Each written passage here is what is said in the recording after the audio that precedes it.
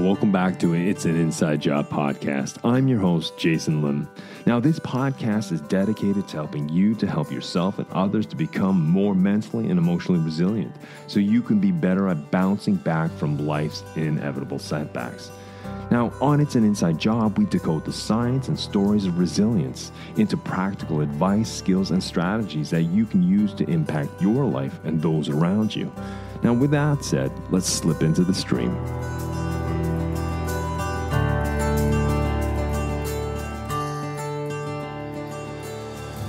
Hey folks, thank you for joining me for another week and allowing me to be part of that week. This week I have the privilege of speaking with Katrin Glatz Brubakk, a remarkable individual who has dedicated her career to supporting and advocating for refugee children. Now, Katrin is a clinical child psychologist and assistant professor at NTNU with a particular passion for working in refugee contexts. Now, over the past 8 years, Katrin has immersed herself in fieldwork across various regions, providing vital support and assistance to refugees in Egypt, Congo, and Turkey, and even on a rescue boat in the Mediterranean.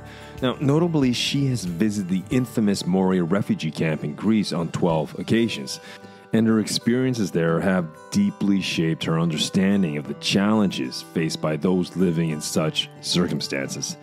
Katrin's insights and first-hand encounters in Moria led her to write a compelling book that delves into the camp's history, the experiences of the residents, the political dynamics, and the psychological consequences of living in such a challenging environment. Her book offers a unique perspective, shedding light on the complex realities faced by refugees and the urgent need for action and support. Recognizing the pressing need for immediate action, Katrin has taken on a leadership role as the head of the Moria movement campaign in Norway. Through her advocacy and efforts, she seeks to provide a voice for the most vulnerable, the children, and to bring attention to the urgency of evacuating them from the Moria camp. In this episode, we have the opportunity to delve into Katrin's extensive experience, academic expertise, and unwavering dedication. We explore the challenges encountered while working with refugee children in different countries and the role of resilience in their lives. We also address common misconceptions about treating children affected by conflict or displacement and learn how Katrin navigates cultural differences and language barriers to provide the best possible care. Katrin also shares powerful stories that illustrate the transformative power of psychological support for refugee children, and highlights key strategies and techniques that have proven effective in helping them cope with trauma and to rebuild their lives. Furthermore, we will discuss the impact of geographic location and the nature of conflicts on the psychological well-being of refugee children, and the crucial role that families and community support systems play in their healing and resilience building process. Throughout our conversation, Katrin imparts valuable insights and lessons she's learned from her work, reflecting on how her perspective and approach as a child psychologist have profoundly influenced by her experiences with refugee children. So join me now as we embark on this enlightening conversation. So let's now slip into the stream and meet Katrin Glatz Brubakk.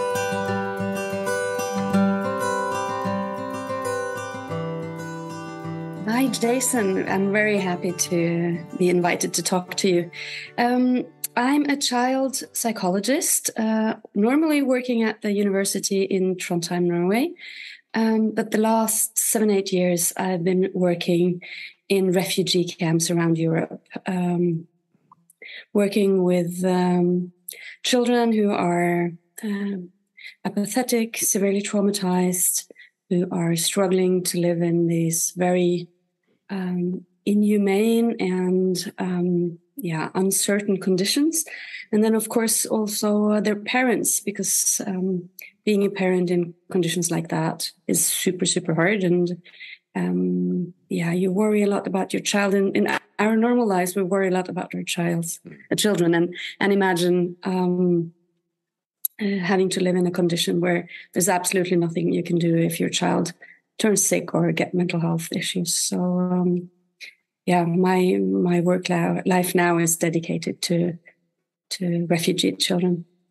And, I think that's such a rich area to explore and to understand and sort of to pick apart, because I think a lot of those lessons can be learned for all listeners. So if we could just rewind back. So you were trained as a child psychologist, and you are working at NTNU, the university in Trondheim. I was wondering, what made you shift to work from sort of in Norway to working with refugees in these different areas of the world? I've been engaged in different NGOs since I was 15. I come from a family where there was always an open door.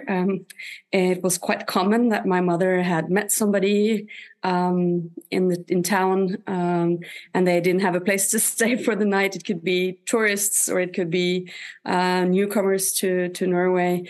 And then they either they were invited for dinner or stayed with us for a while. So there was always people from all around the world in our house, and I really got that idea imprinted in me that we're very lucky to be born in Norway, to have the resources, to have a lot of possibilities, and that comes with a sort of an obligation to support others who don't have so much. So I think that was imprinted in me very, very early.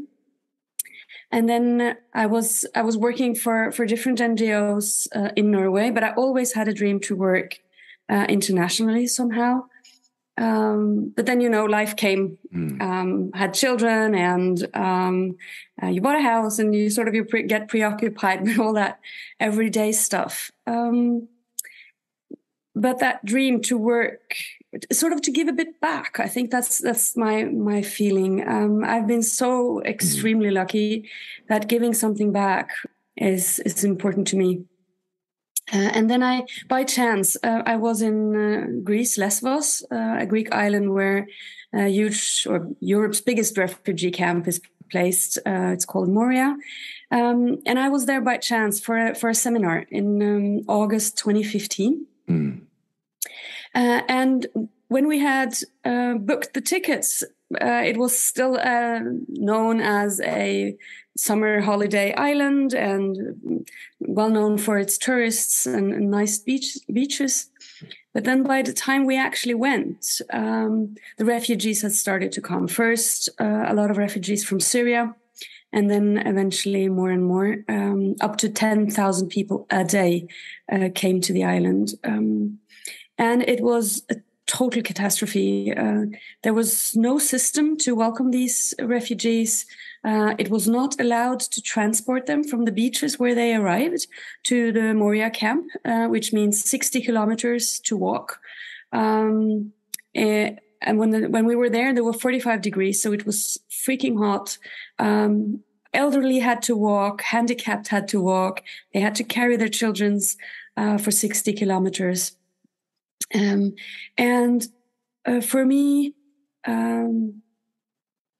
my first response was just like, I have to do something. So we had seminars during the day, and then in the afternoons and nights, we supported a local NGO that offered a sort of a resting place. It was a tiny shop that was closed down. So it was basically one big room and a small toilet. But they offered a place to sleep, some water, some cookies, so that they could rest until they walked further the next day.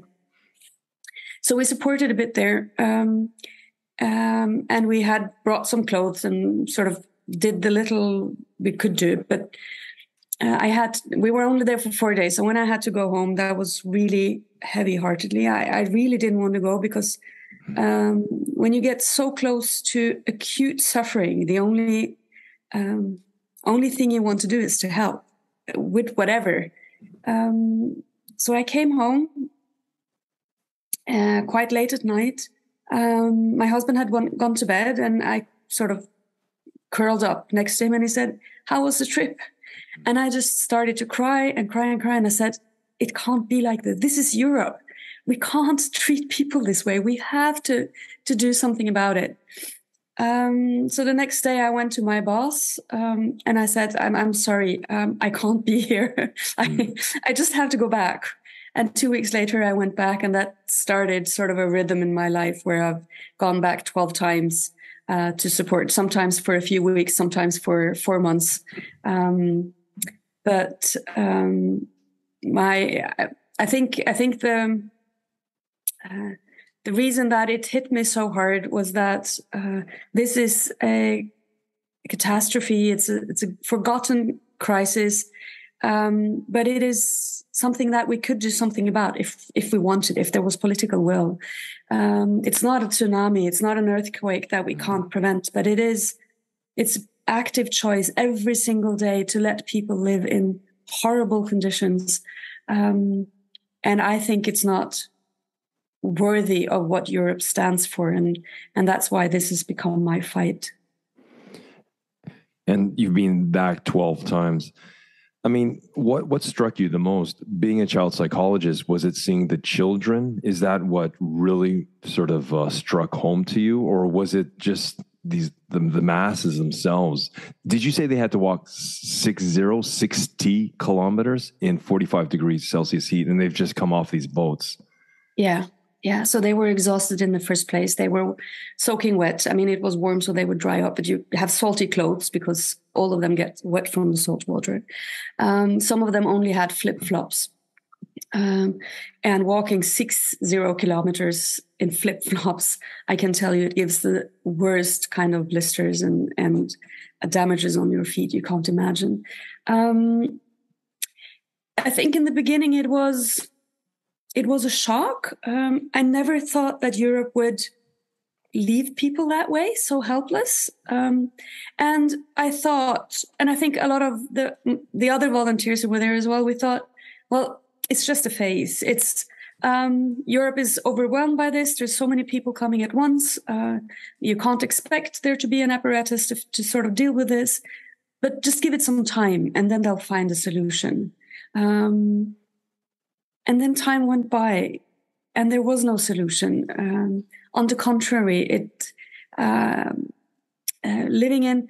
So we moved from, or I moved from working on the beaches, just welcoming people, trying to sometimes. When weather was rough and the boats had a hard time over, it was really about giving psychological first aid, calming people down, giving them information, helping them getting off wet clothes. If they came at night, it could be really cold.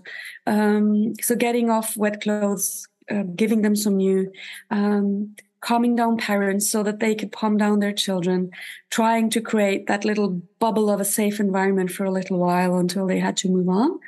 And then as the situation on the beaches changed, both that the UN eventually put up buses so that people didn't have to walk, but they were transported. My work changed as well. So in the beginning, it was super acute, and then it became more and more directed towards mental health and the children. So I created safe spaces for children where they could play and have activities. And play is super, super important in a context like this because, first of all, these children most of them have been refugees for a long time, which means they've been worrying a long time about the situation because they can sense as well that it's not safe, that they have to move on. They worry about their parents that they see worry. They have experienced a lot of trauma, both in their country of origin, but also on the way from smugglers, from police, from people who are either abusing their mothers or they were abused themselves. So creating a space where they can actually go back to being children, just even if it's just for a little while, where they can play, where we can have fun. It helps them calm down. It helps the body. They breathe better. They relax more. Their nervous system is down-regulated. And they can just forget for a little while about all the worries they have. We can't take them away from these worries away from them, but we can help them give these pockets or small breaks from the bad condition they're in. So that was one of the things that I've done a lot is to play with children as a therapeutic intervention. I have just so many questions. They're machine gunning in my head. So I have to slow down my thinking here. So when you first experienced that in August 2015 in Lesbos, and you saw that the tragedy and the trauma before your eyes, it triggered something into you. It really awoken values that you've been living, but it really brought them to the forefront. And you've made, obviously, some life decisions here that shifted your career, shifted your efforts and your actions and your investment of who you are. I just want to just rewind a little back. So, as you said, you were shocked by sort of over time, sort of how Europe in general responded to this. From a psychologist's point of view, what is the reason, do you think, this mass that we call Europe, or it could be anyone, this mass of humanity that has privilege, we feel safe and secure where we are? What do you think why was that reaction from many of us that way towards this unfolding tragedy? I think our first response, the very initial response from very many people in Europe was that these are refugees from Syria. Of course, they're suffering. We need to help. And that was, at least that was the response in the public in general. That's why thousands and thousands of volunteers actually went to the Greek islands and supported, where there was no official support, and the NGOs were still not, the big NGOs were still not there. A lot of people went down and did what I did. So that was the initial response. Politically, I think it was more of a fair reaction where they seem to have been thinking that these are too many. We can't let them in. We have to deal with it somehow. And the way of dealing with it initially was just don't help them at all, and then hopefully not so many people will come. It's a very insensible way of responding, because the reason people are fleeing from their country is not because they're not welcomed where they are, but because they have something to flee from. So if your bombs fall on your head, you take your family and you leave, right? Regardless of whether there's somebody on the beach that can support you when you arrive, because you just flee for your life. But then the incident or the situation or the pictures of Alan Kurdi came, the small 3-year-old boy who drowned just after having left Turkey with his family. That's the poor, unfortunate boy that washed up on the beach. He washed up on the beach. He has a red T-shirt, blue shorts, and from afar it looks as if he's sleeping on the beach. He has his face down in the sand, and he really reminds you of a small child who's sleeping. That picture had a huge effect. It had a huge effect on the public as such, but also politically, because before that, Germany had taken an initiative to try to redistribute some of the refugees who had arrived on the Greek islands, and said, well, Greece can't deal with this alone. We have to sort of have a solidarity act. That was really, really hard to agree upon. A lot of the countries, especially in the Eastern Bloc, did not want to take any of these refugees. But after Alan Kurdi, and he symbolized that children are innocent victims of the policy that we had at that time. It is actually affecting small children. That could have been our children. So then France got on board and said, we have to do this differently. And then for a while, the borders were open, which meant that as soon as you had arrived to the Greek islands, you could just register, and then you could move on to Europe and to whatever country you wanted to go to. And then the famous words of Angela Merkel, the president of Germany, said, we'll deal with this. Wir schaffen das, which means it is a problem, but we'll find a way. We'll find a way to solve it. Her thought was that Europe would find a way to solve it. Unfortunately, not many people or not many countries wanted to cooperate to find that solution. So soon the borders were closed again, and that's when Moria, the camp, really started to fill up and got very overcrowded. So it was a sort of a flow of empathy. People wanted to help, and then the fear that there were too many, and then trying to find a solution politically, not finding any agreement that could sort of solve the problem in any way. And we've ended up basically with a policy that's about trying to make the conditions as bad as possibly, hoping that people won't flee because conditions are bad. In the case that I know the best in Greece. But again, people are not fleeing. People won't stop fleeing because they know that they will live in a bad camp for a while, or that their children won't go to school. People flee because they fear for their life or their children's future. So we're not solving the problem. We're just adding problems to the people who are actually fleeing. And that is what's my concern as a psychologist, is that the solutions that we've chosen, that Europe has chosen now, and the conditions that people are living in for a long time, makes children more sick mental health wise. So we're inflicting pain and we're inflicting mental health damage on children due to the policy that we're choosing. And it's not a hard problem to solve. If there was political will, this problem could have been solved tomorrow morning. We just need to have the will.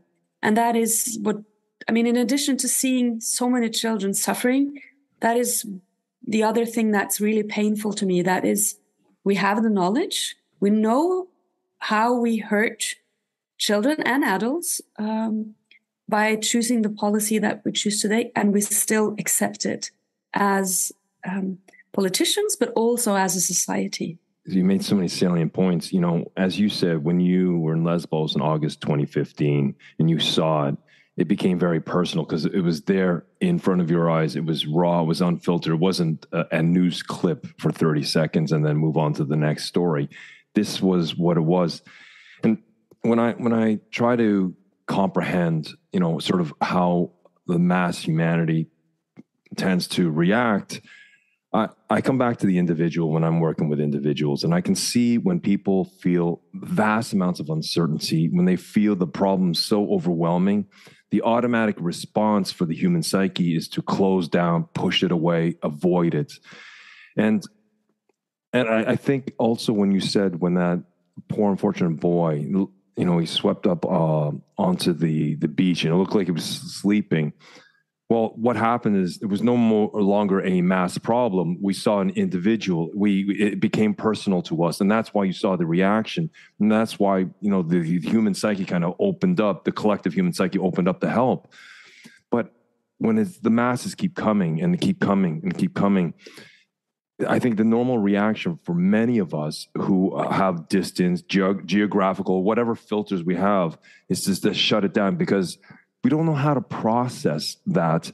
And I think what you're saying is that the politicians are not just the politicians, but to have psychologists such as yourself maybe coming up with a policy to find something that takes care of both sides of the fence. Obviously, the refugees to handle it in a much more appropriate way. And I don't have any solutions, so I'm just speaking sort of general terms.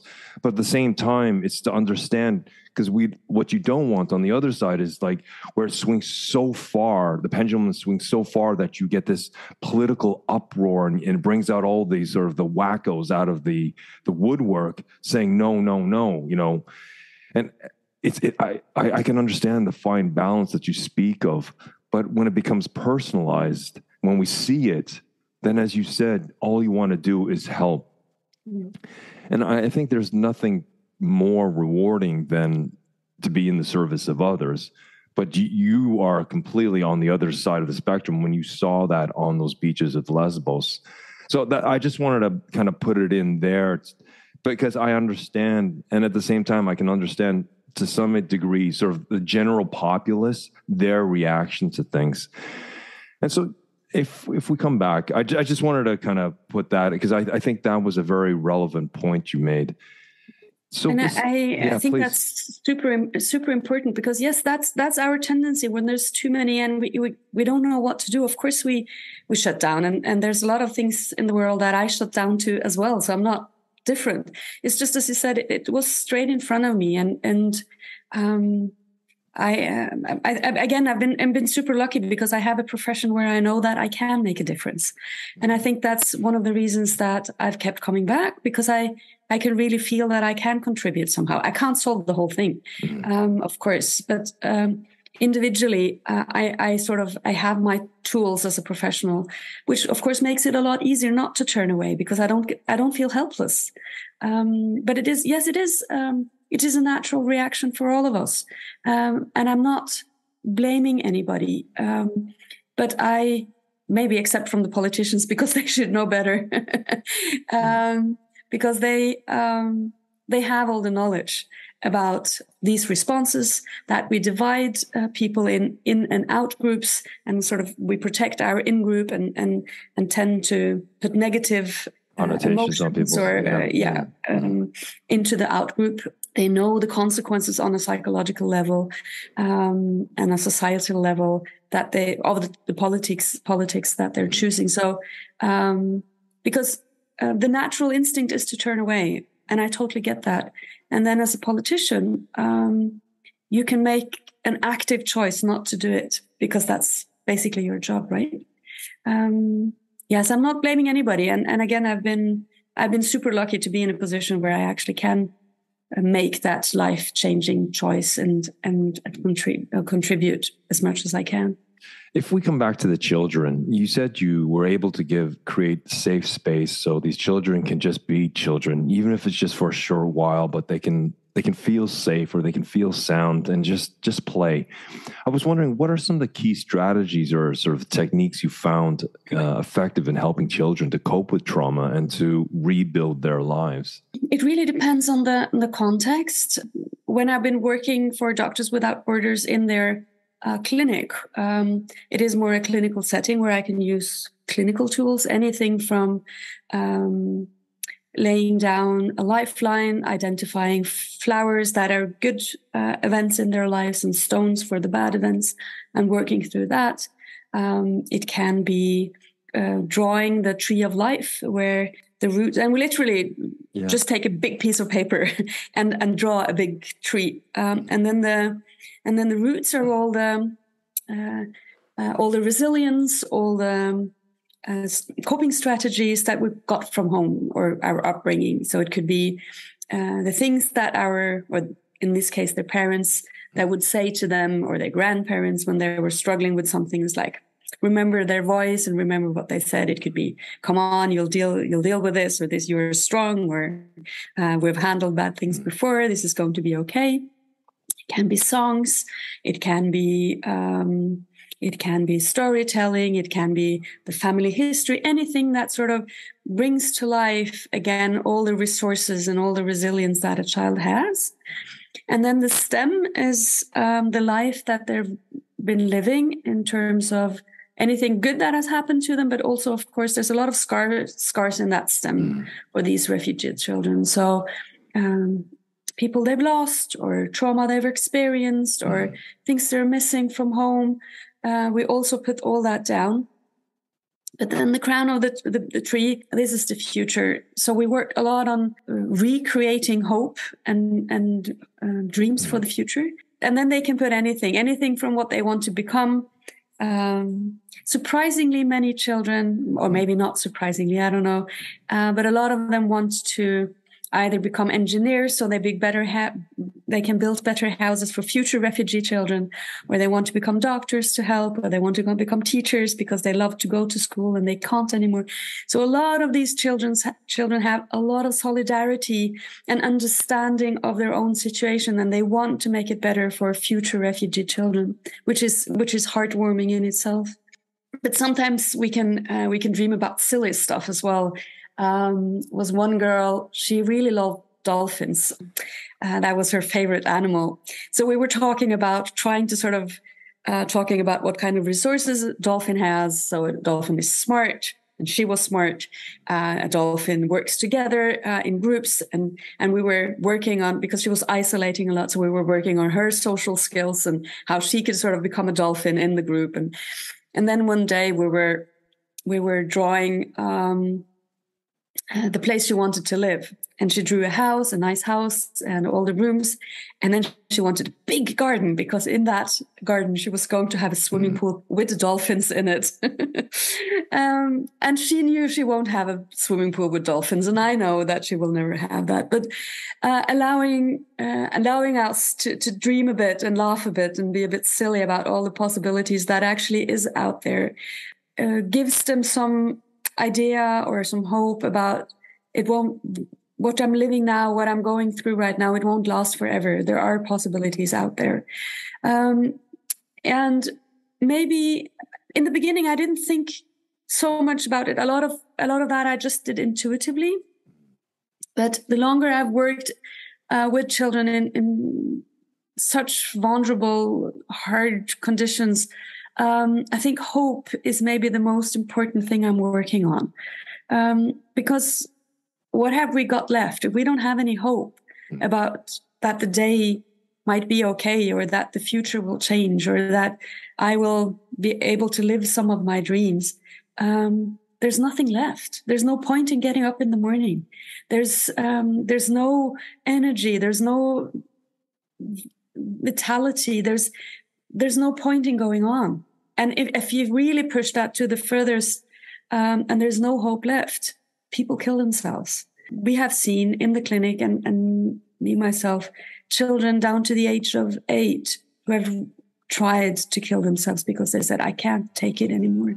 So getting in touch with that hope and those dreams is really, really crucial, and sometimes life-saving. In part 1, Katrin shared a profound turning point in her career, which occurred while attending a conference in Lesbos. It was there that she experienced firsthand the magnitude of the refugee crisis unfolding before her eyes.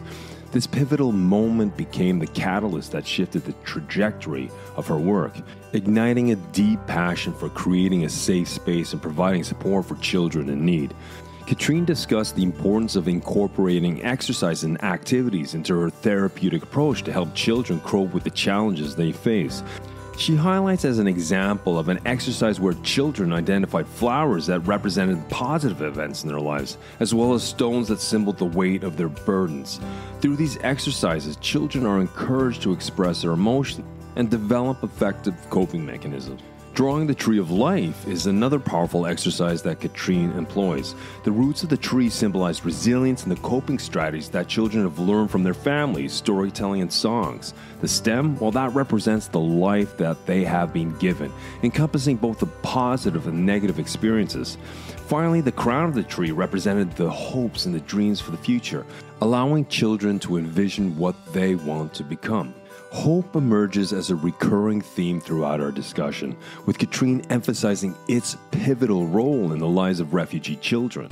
Hope allows them to see beyond their current circumstances, recognizing that challenges they face are only temporary. This profound lesson has resonated deeply with Katrin, shaping her perspective and approach as a child psychologist. So now let's slip back into the stream as I continue my conversation with Katrin.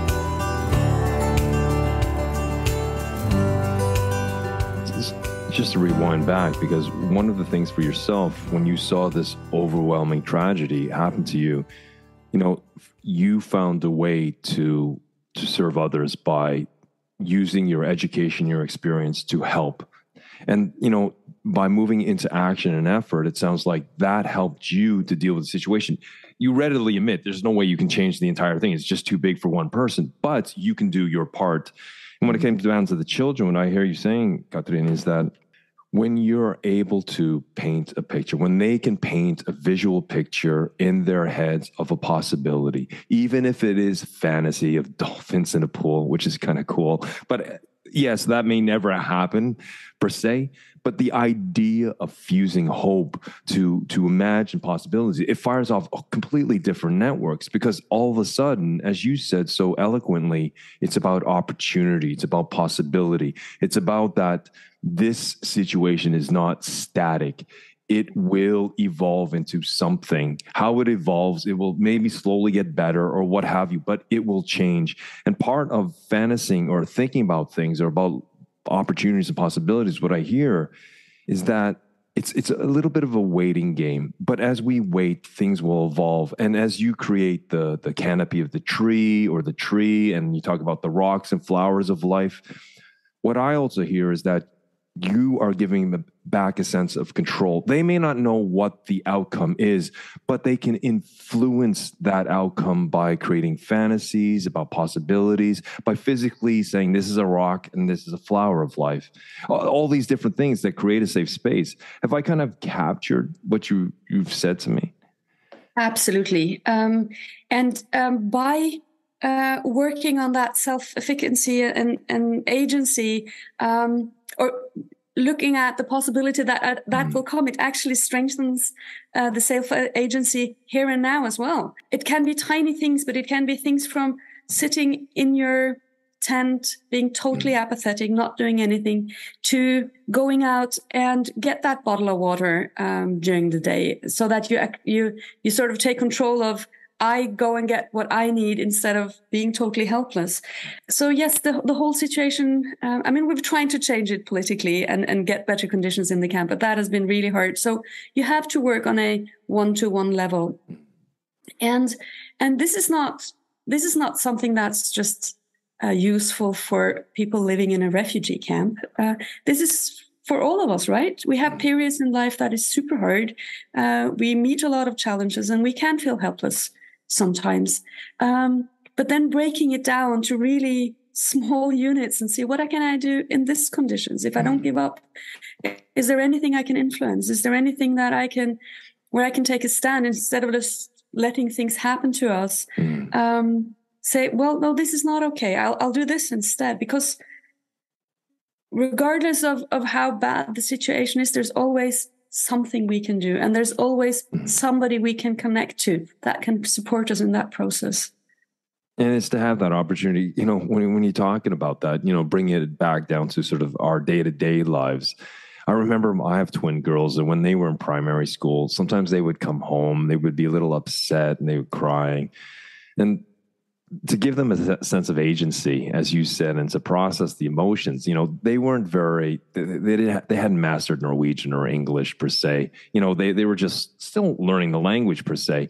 And so I would sit them down and I give them a sort of a piece of paper and some crayons and say, can you draw for Daddy what happened today? Right. Because they love drawing, the sun. We use typical kids, right? They love drawing. And I saw, Katrin, when they were drawing what had happened to the day, and I'd say, oh, can you color it in? What it did, it allowed them to process. They couldn't use language, but they could use maybe art per se to describe it. And I could see in their body language, they went from, crying to a sense of stability. And then I'd ask, oh, can you tell Daddy what's going on in this picture? And then just as you said, it really hits home to me, is like, okay, well, what can we do about this? Well, what does this mean? It's kind of flipping the picture. It's kind of putting a reframe or a fresh perspective to it.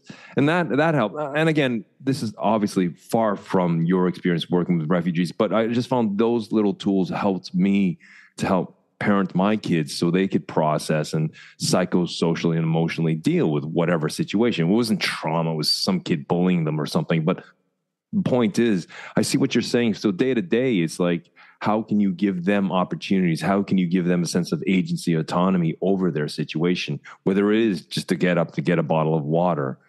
Yeah, if we want to deal with emotionally challenging things, as an adult, it can be huge things, but as a preschool child, it can feel big, even if from objectively you would say it's a minor thing, right? But for them, it's a big thing. And sitting down with them, validating their feelings and helping them to have that new perspective, that is how they learn how to both deal with their feelings, but also problem solving.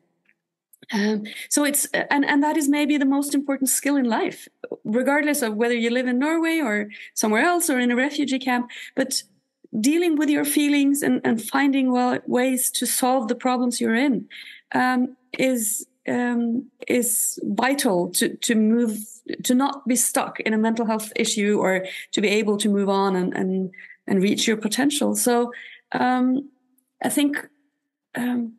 Yes, the context is very different and the experiences that the children have are very different, but the basics in psychology and how we develop, it's not any different.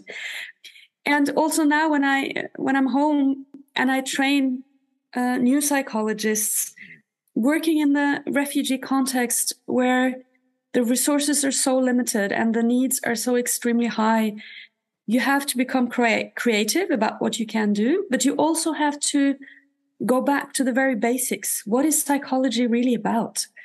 And it's when you really get down to the core of it, it's not about fancy methods. It's not about finding just the right way to do it. It's not about perfecting the home task that you want the client to do to the next day or the next session.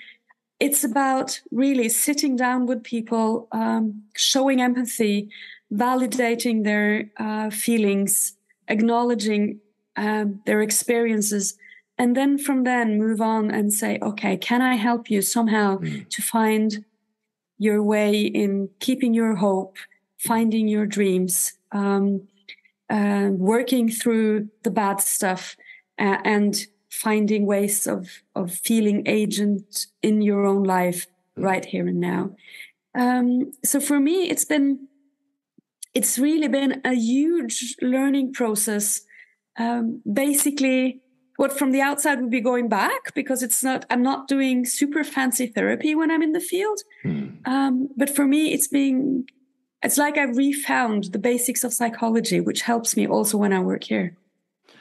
I was just wondering if we can go back to some of those fundamentals. You know, there are parents obviously that listen to this podcast and bringing up your kids or teenagers or young adults, what have you.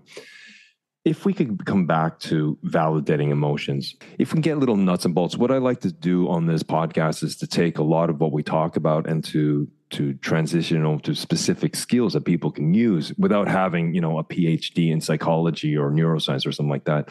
So if you had to give advice to a parent or to someone who's bringing up kids, a caregiver, what does validating emotions mean, and how could someone do that?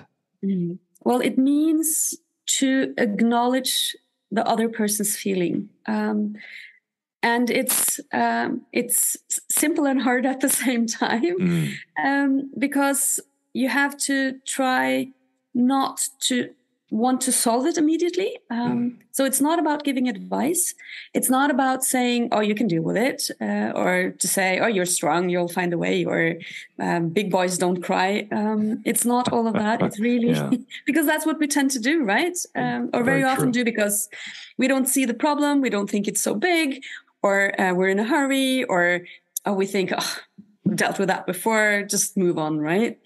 But it gives, if it's the same for adults as for children. If you're worried about something and somebody says, oh, don't think about it, it's not helpful. You just feel that the person isn't really listening to you. So basically, validating means give it enough time for you to understand what the other person is feeling. Just listen and acknowledge the feeling, the sense that the other person has. So I really understand that you're really upset about this. And from what you've told me, I totally understand that you got upset or sad or whatever it is. And when that person has calmed down, or that your child has calmed down and sort of the emotions aren't as strong anymore, that's when we can try help them give a new perspective, or say, oh, I totally understand that you got upset, but maybe the person didn't intend to hurt you. Let's look at that possibility. Or maybe if we sort of wind a bit back, maybe did you say something? Did something happen that day that ended up in you having that conflict? But but we have to go through validation before we can give advice or new perspectives, just like you did when you asked your kids to draw, because that's basically what you do, right? You give them time to express what they feel and what was important for them that day. And when they've done that, you move on to say, well, but can you explain what really happened? Or maybe there's a way we can solve this, right? Not being too trigger happy about solving the problem for the person you're listening to. That's maybe the best advice. I like that, trigger happy and solving. No, but it is sort of, it goes through stages. And so validating what I hear you saying is to say that to whoever's talking to you and says, whatever emotion you're feeling, that's okay. That's a legitimate emotion. And it's allowing them to vent. It's allowing them just to talk through it. Because a lot of the times they're not telling you per se, but maybe it's the first time they've voiced out loud their own thoughts and emotions. By articulating abstract thoughts and emotions into concrete words, it allows them to process all the sort of this jumbled thoughts and things that have jammed in their head. And by them articulating, it allows them to express what's going on. And because, as you said, when someone is upset, angry, overwhelmed, stressed, feeling anxiety, their brain is in an imbalanced state. Who wouldn't be? I mean, our central nervous system is overactive. And through talking through someone, by validating their emotions, saying, you know what, it's okay to feel frustrated. Can you tell me more about that frustration? Can you describe more? It allows them to process. And what it does, as you said, it stabilizes them. Then we can talk about solutions. Then we can talk about reframing. But I think what you said is so important. And I think the philosophy of ask, don't tell is critical at this stage, because it's just sit back, listen, and just ask exploratory questions. And I think that's so important, because I think also, to keep it simple for the listeners, if someone says I'm frustrated or I'm overwhelmed or whatever they say, I usually sometimes teach what's called the TED technique. And TED is just an acronym for tell, explain, describe. It's a very neutral way of asking someone to explore their emotions. For example, you might say, Katrin, I'm very angry about this or upset. Oh, can you tell me more about that? Can you elaborate on that? And it's just a very neutral way, and it allows a person to express their emotions. And that's just another way of validating their emotions. Wow. Yeah, absolutely. And we as you said, when we're really upset, our whole nervous system is unbalanced. So we don't think straight. We don't find the solutions at that time. We're not able to reflect, and our capacity to mentalize and to sort of see ourselves from outside and other people from their inside, it's just not there. So we have to calm down first. And one way of doing that is really nonverbal. So our body language and our facial expressions is super important, because if at the same time you're trying to explore, as you said, and said, can you tell me more about it? And we're looking at the watch or we're looking at the phone at the same time, people will intuitively know that you're not really interested. So in today's world, where it's really, we get so distracted so easily, that is an important thing to think about, that if you really want to validate that person's feelings and experience and help them move on in the best possible way, you need to be totally committed to it as well. And sometimes life is stressful, and sometimes you don't have the time. Sometimes you have to run because you have to go to a meeting or you have to make dinner or whatever it is. So it's not, none of us can do this, except when you're a therapist. You're so lucky you have 45 minutes and you can say, nothing will distract me. But most of the time, life isn't like that, right? Very well. Well said. So it's not possible to do all the time, but then at least come back to it and say, listen, I hear what you say. I can see you're super upset. I'd like just now I can just give you a hug, or I can just say that I can see what you're going through. But right now I have to run, but I'll get back to you. And then keep that promise and come back and say, listen, I this was a bad day. I really want to hear more. What happened to you, and what are you thinking, and how are you feeling right now? So it doesn't have to, life isn't perfect, and we are not perfect, but at least acknowledge the feeling that people are having. That helps people calm down, and that helps them find their own resources and coping skills. It seems to be faster to just give an advice and move on, but in the long term, it's actually slower. I think that's a very astute point. As you said, when you're out in the field, when you're in the refugee camps, it's sort of, you have to strip it down to the fundamentals of psychology in order to teach people. I mean, obviously you have years of education and experience and deep knowledge, but as you said, being in those unfiltered, raw settings, it kind of rekindled the importance of the fundamentals. Were there other fundamentals? You said that you teach this to new psychologists coming up through the game. What are some other fundamentals that you've rediscovered that make a difference in these sort of settings, refugee camps and such? I think we have created a mental health system that is very compartmentalized.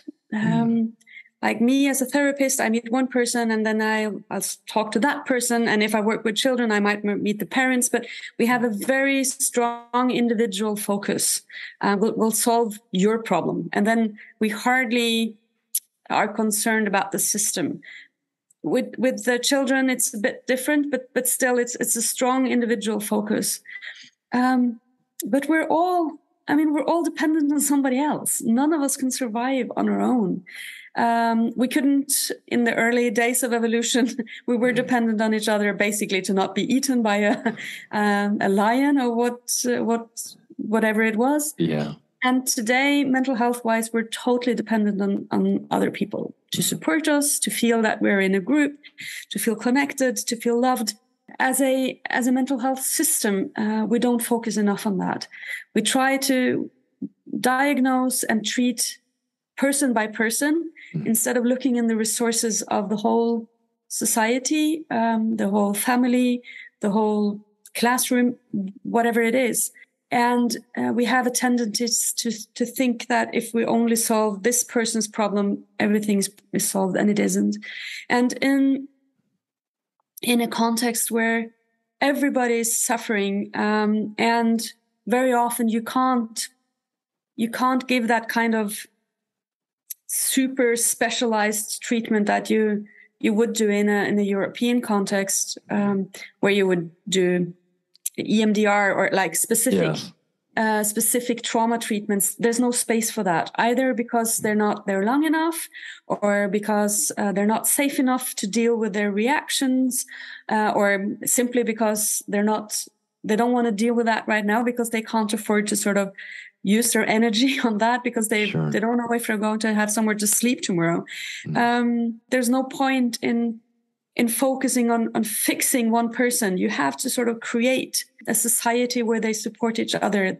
Yes, you strengthen the resilience and the coping strategy of that individual person, but you also look around who else is there, who can support you, who speaks your language that can help you translate, or who knows the system better because it's been here longer, that you can find out where to apply for whatever, who sleeps next to you in the tent that can support you and calm you down during night, because we're not there 24/7. If one parent is collapsing and can't take care of their child, there's no welfare system that I can call. There's nobody else around. So, but maybe the mother in the neighbor tent has a lot of resources that can support. So you have to connect people more with people instead of having that extreme individual focus that I think that we have too much of in our mental health system at the moment. So what I hear is that one of the fundamentals is to create a sense of community, create a sense of bonding. Sort of as my mind's kind of working, connecting with what you're saying. I mean, back in the day when I used to work with trauma, it wasn't always capital T trauma, but regardless, I worked in inner city Chicago for a little bit, and it was, inner city Chicago is inner city Chicago. It's a pretty violent place. And part of it sometimes was having group therapy where, if it was former gang members I was working with, these kids could have been anywhere from 15 to 19 kind of, and then we're sitting around talking. Now, as the therapist, I had no experience living their life. I grew up in Toronto, which is a relatively safe city. And so I couldn't relate to them. But what it was, I could facilitate. And by creating this small community, these former gang members could talk about friends they've lost and the life and what it was. But it was to make sure, I had to make sure they weren't co-ruminating and driving each other down. But it was about, again, I think back down to what you're talking about, possibilities and opportunities and maybe resources that one person found that helped him or her with this.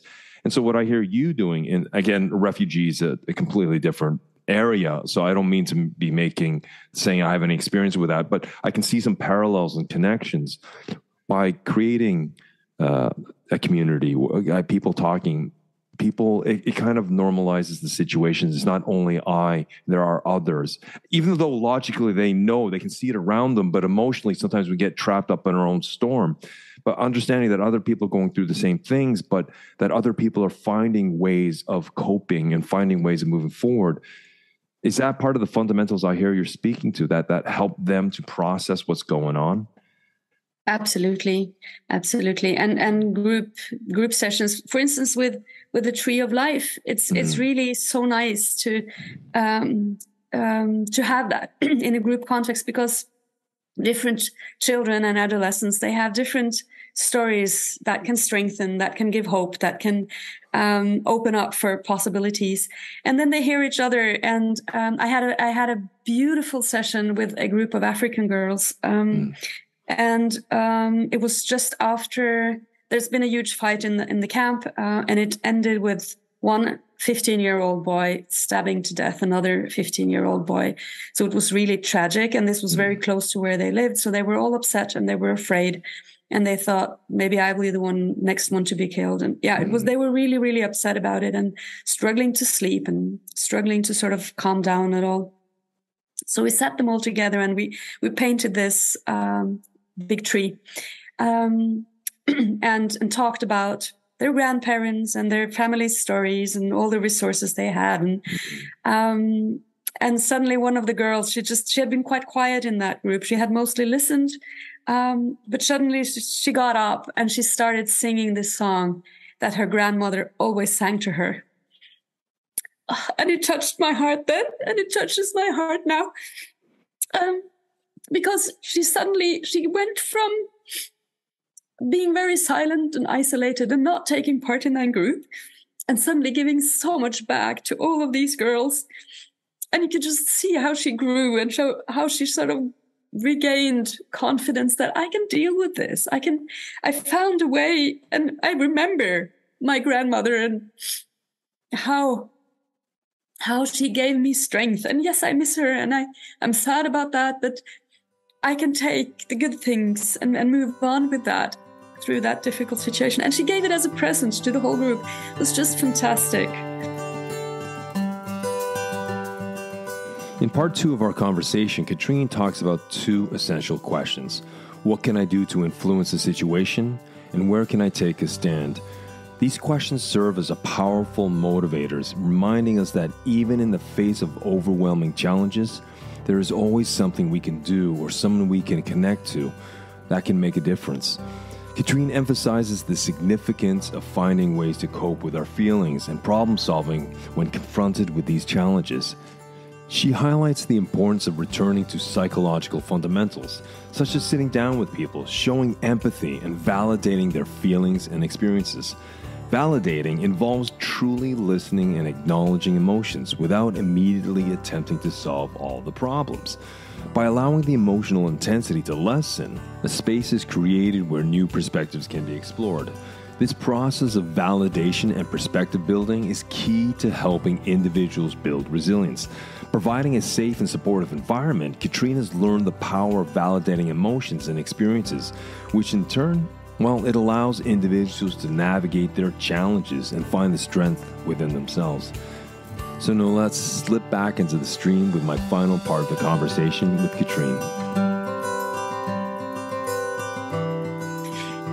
It's a very wonderful and heartwarming story, because it's just that because your emotions, I can feel them, even though we're over a screen, right? I can relate. And I think that brings to me the power of emotions. Emotions are very infectious. And when we talk about hope and when we talk about a belief that something can change, that we can move forward, or when you talk about this girl all of a sudden breaking out into song and how that affects and positively influences people. I mean, it's one person's central nervous system lighting up another person's central nervous system. And all of a sudden, I think that's why creating this sense of community or connecting in this tree, this life tree you speak out, such a great exercise that it creates a momentum, it creates ripples, and those ripples go out. And it's not to minimize this. It's not to be reductionist, but if you really, truly look at what we're talking about, it's human beings connecting to human beings. And when we talk, not go co-ruminating and going down the rabbit hole, but we're talking about possibilities. Again, I have no experience with refugees, but I can almost picture the way you're painting a picture for me, how this could have such a positive and uplifting event, even with all the craziness that is their lives, how this can create a little seed in which it can harvest into something else days, weeks, or months down the road, because it may become that one moment that they reflect on, that becomes their refuge in their head when things are going really crazy, that, you know what, I remember sitting down with Katrin and these other girls, and I remember how this was. And that can become the light or the spark in their own heads, that thinking, okay, it's just a waiting game. Things will get better. And that experience that you created, that these girls created, it becomes maybe a lighthouse. I don't know how to describe it, but it becomes something they can draw from when times get a little darker and a little heavier. That's at least my perspective of what you're saying. I think it's such a heartwarming story. Yeah, and that's why it touches me so much as well, because it was for that girl specifically, but also, as you said, her nervous system lighted up the nervous system of the other girls, and it really was. Most of the time, change is gradual, right? You don't. It's hard to pinpoint exactly when change happened. This case, you could literally see the change in that child. And also what it did to the other girls, and it gave me back the hope that working with what I do, which sometimes is super frustrating, and you think, what's the point? Because nothing seems to change. But I need that hope as well to keep going on, to see that what I do can actually help another person. It can regain some hope or some vitality or self-agency, so that I can cope with a situation that I'm not able to change. So it's a gift back to me as well, because it gives me that feeling that what I'm doing at least can make some changes or give some support to individuals. And I think that's so important. There's two things there that I'd just like to kind of pick apart. I think it's so important for people to understand that the results of their efforts, that there are results to their efforts, that there is an outcome, a positive outcome, that what they are doing has meaning, has purpose, and can contribute to the smaller or the bigger picture. Whether that are managers or leaders listening to this, or it's someone working in an NGO, that a person in overwhelming circumstances see that the button they push, the lever they pull, or whatever it is, actually has some impact. It may be minimal, but it's an impact. It's another brick in the wall that helps to build that wall.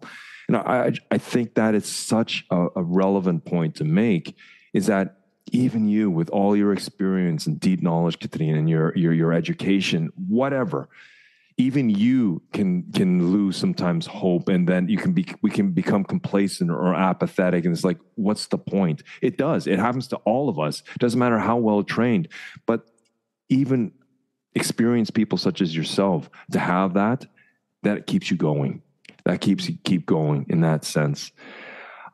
If I could just shift to the conversation, a lot of the people you work with don't speak Norwegian or they don't speak English in these camps.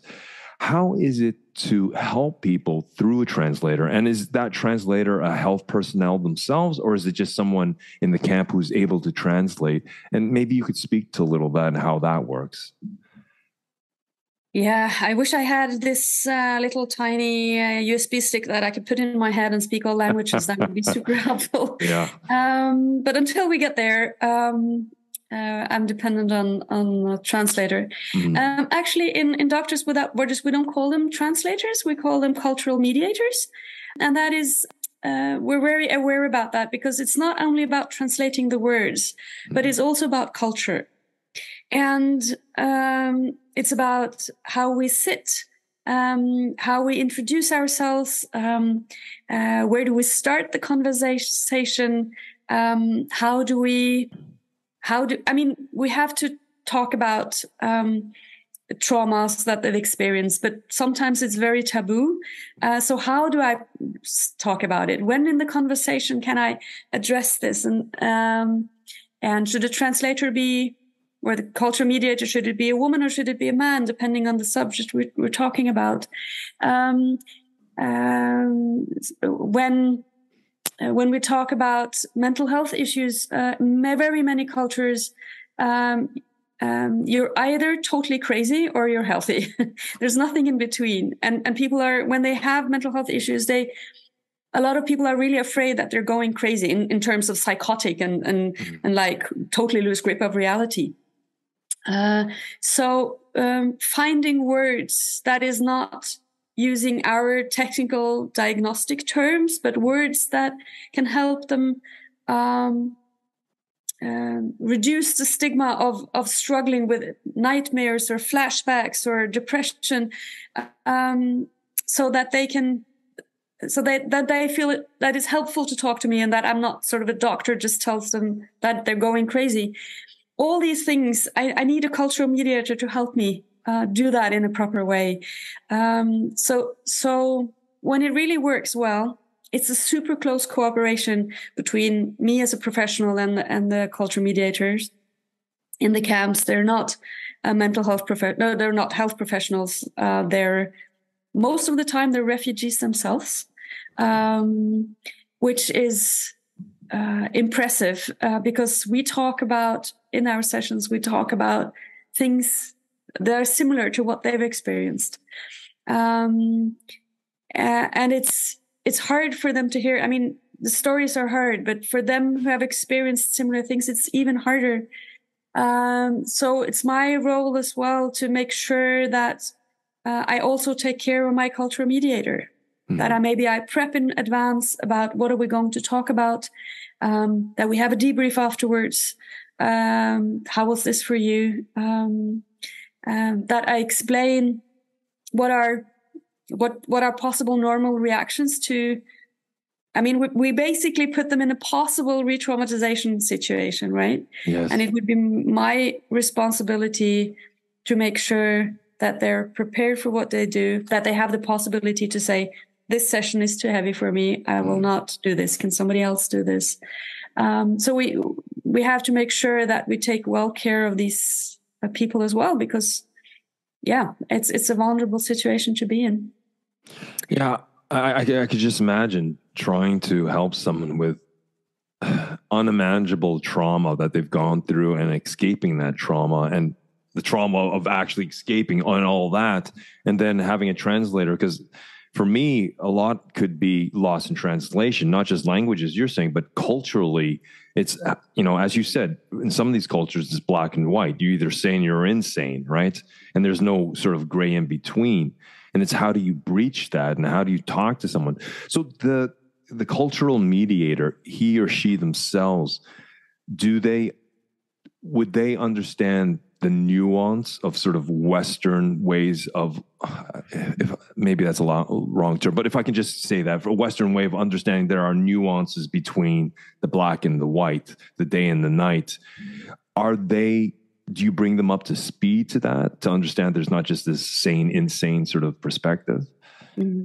Yeah, we do that. And I think that's important. I mean, sometimes you're in a hurry. Sometimes you just need a translator there and then. There's a acute situation. There's not always time to do it as well as you would like to. Yes. But yes, we always try to prepare them for what we're talking about, and also to assess a bit whether this is. Some people can be good with play therapies with children, and they're perfect with that, but they wouldn't want to talk to another woman who has been severely raped or been a sex slave for years. So we can also adjust a bit depending on what people are comfortable with or based on their own experience. But we're trying the best we can to do that. But I have so deep respect for all the cultural mediators who have been living this experience.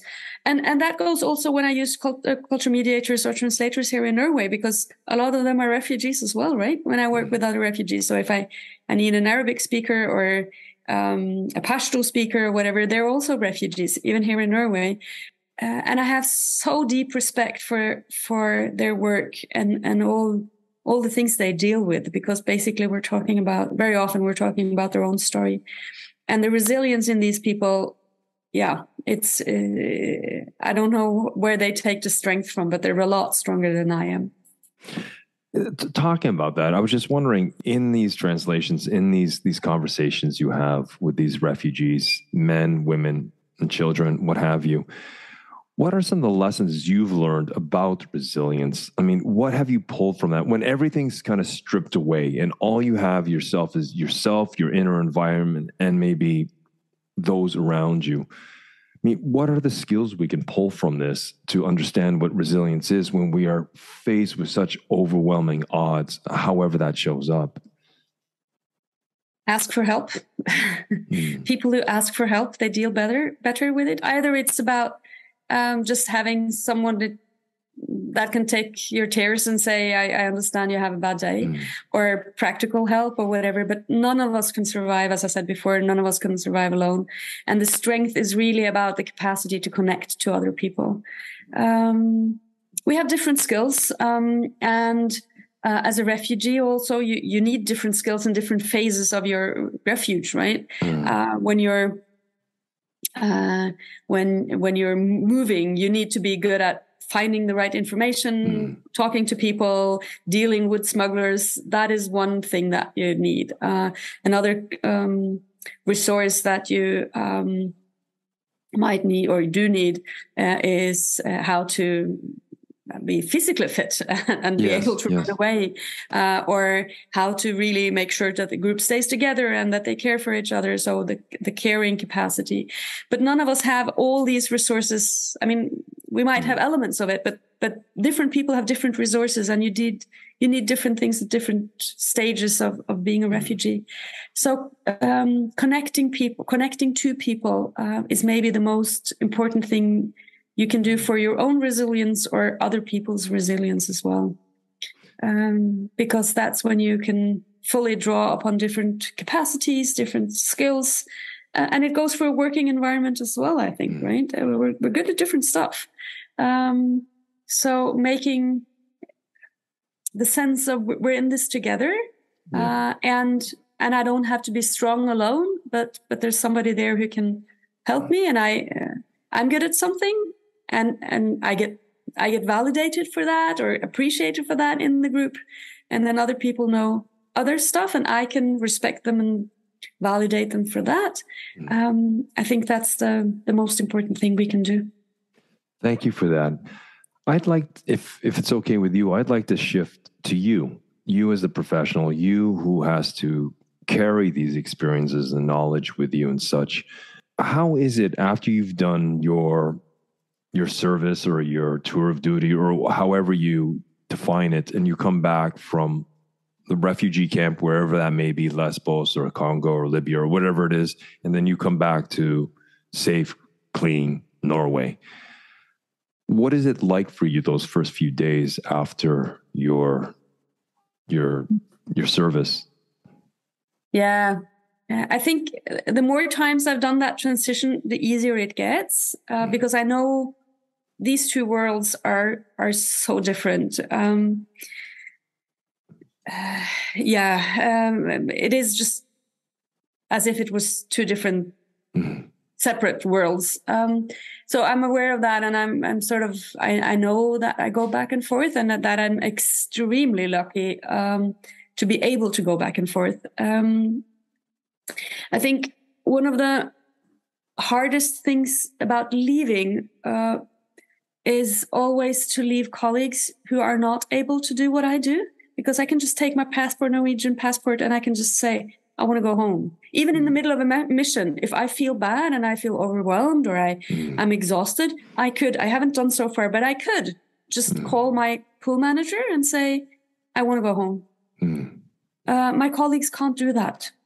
They're stuck because most of them are refugees themselves.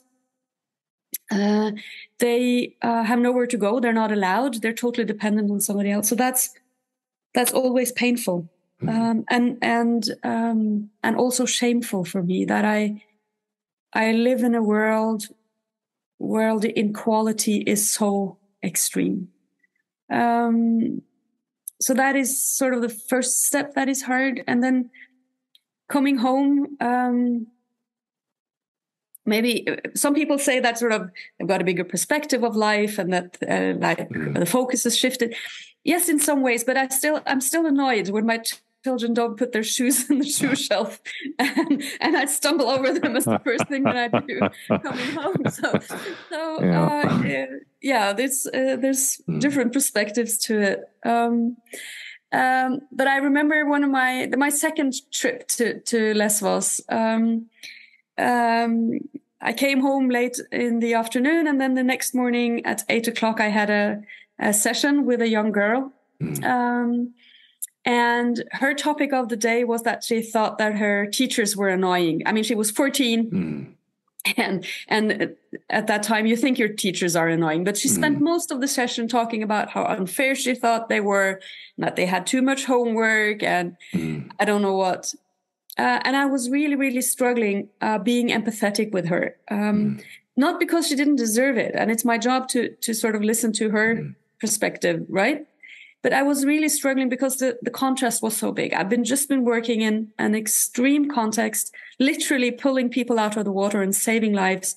And then listening to, like, for me at that moment seemed like minor problems. So I had to change the way I worked. So now when I come home from mission, I make sure that I have patients, at least the first sessions, and hopefully the first days, have patients that have similar experiences. So the gap isn't too big. Yeah, I see what you're saying.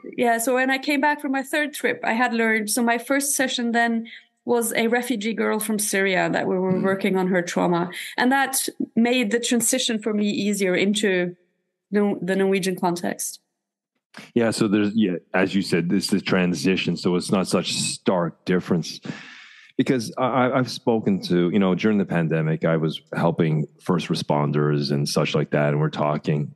And something that constantly came up was a sense of compassion fatigue. They just got so desensitized by whatever they were facing day in, day out, that, like all of us, we can build up a mental callus. We become bulletproof, and almost, the empathy kind of goes off almost. And it's not something they cognizantly choose to do, but it's a way for the brain to protect itself. And it's just compassion fatigue.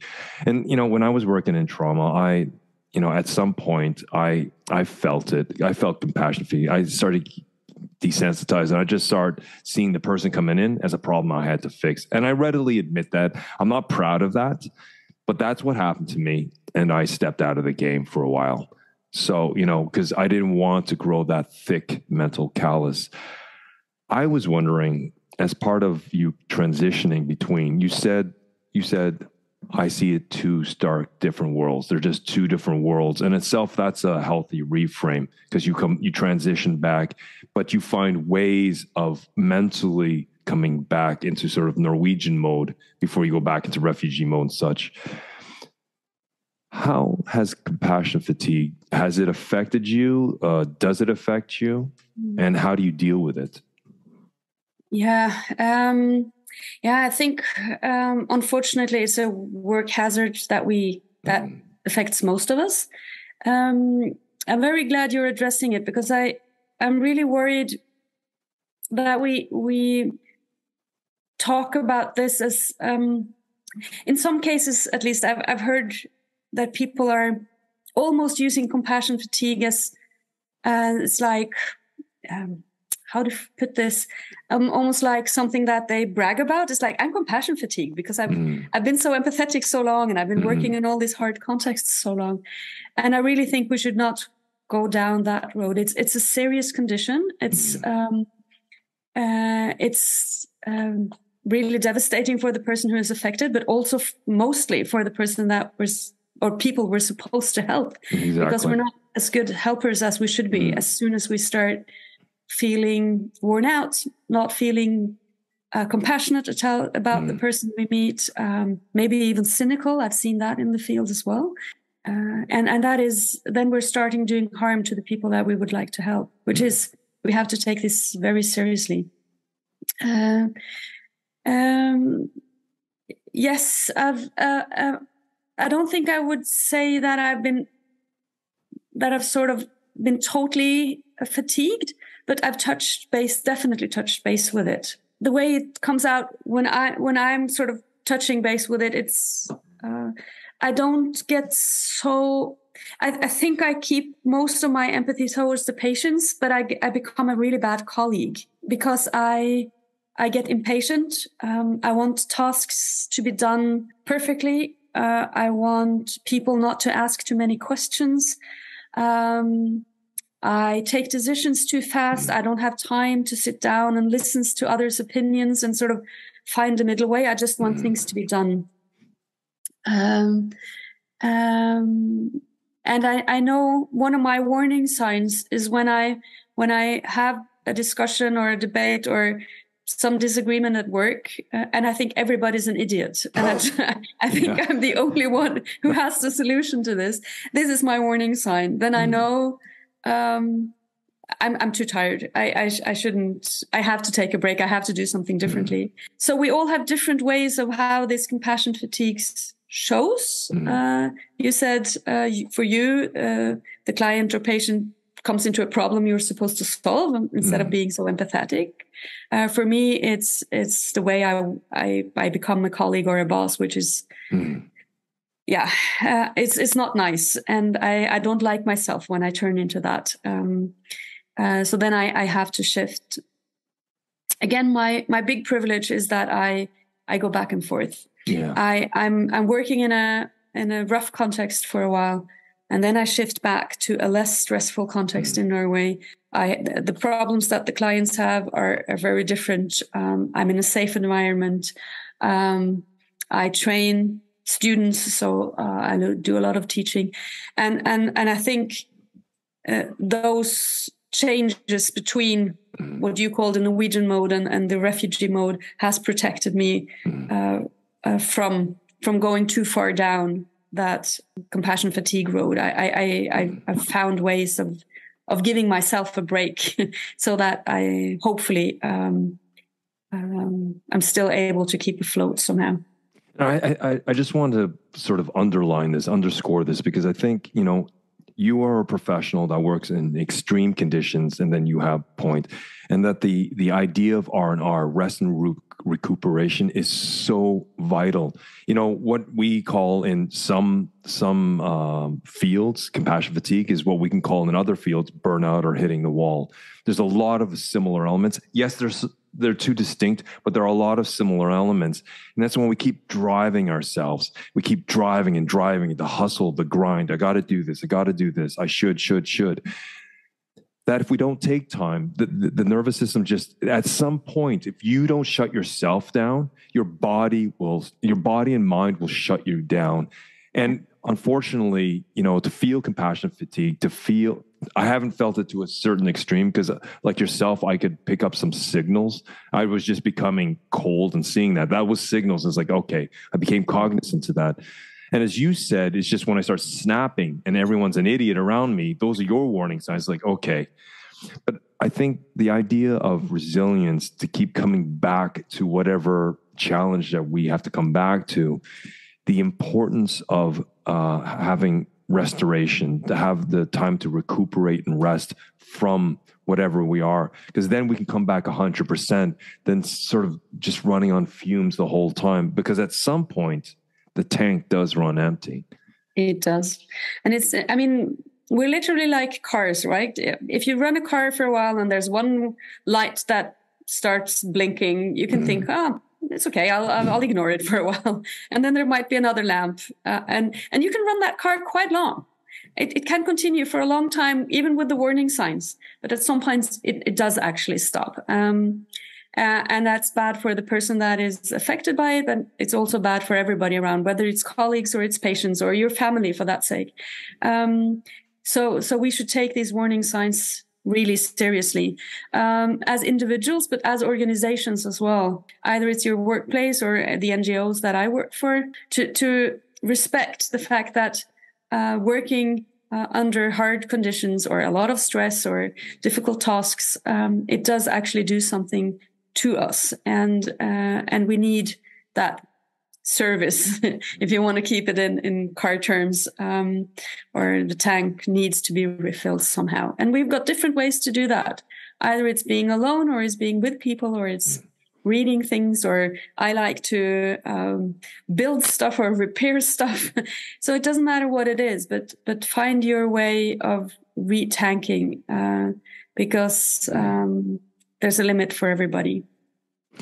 I'm very respectful of your time, Katrin. You've been very generous. I just wanted to tap into your expertise.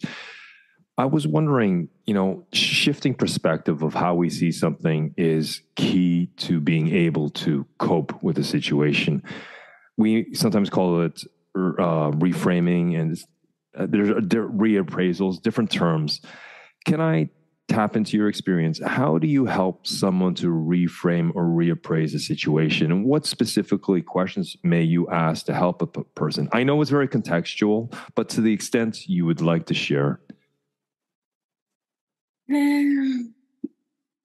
Well, as I said, first you have to make sure that the person feels listened to, and that you respect their feelings. Otherwise, they're not in a status where they can reframe. I'll give you an example from Turkey. I was there just after the big earthquake in February. Yes. And I met a woman. She'd lost her house. She's lost several family members. She was living in a small tent in a park, and of course was very, very sad about family members she's lost, but also about the whole situation, having no idea what happens next, where we're going to live. Yeah, like her whole life was ripped apart. And I started by listening to her and her story, and of course being empathetic, understanding that this was really, really bad.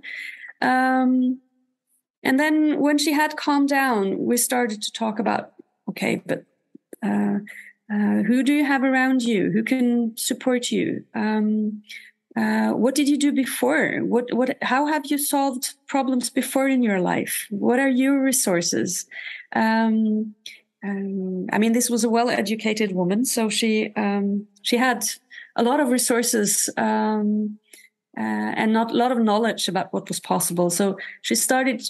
The best thing, if you're able to do that, is to put people in a position where they find the solutions themselves, where you ask questions in terms of, how have you dealt with this before? Or before this situation, who would you go and ask for help? Or what kind of knowledge do you have about, do you know, can you ask that office for some papers, or can you have you met somebody here now that maybe has access to some resources that you don't have?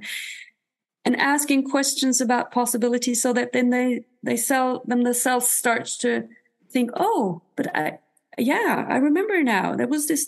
So this woman, she went from being really distressed and crying a lot and really sad to showing me her car where she saved all the things that she had from her house after all, and telling me about the memories that she had, and how she was planning to make a very beautiful funeral for her family members.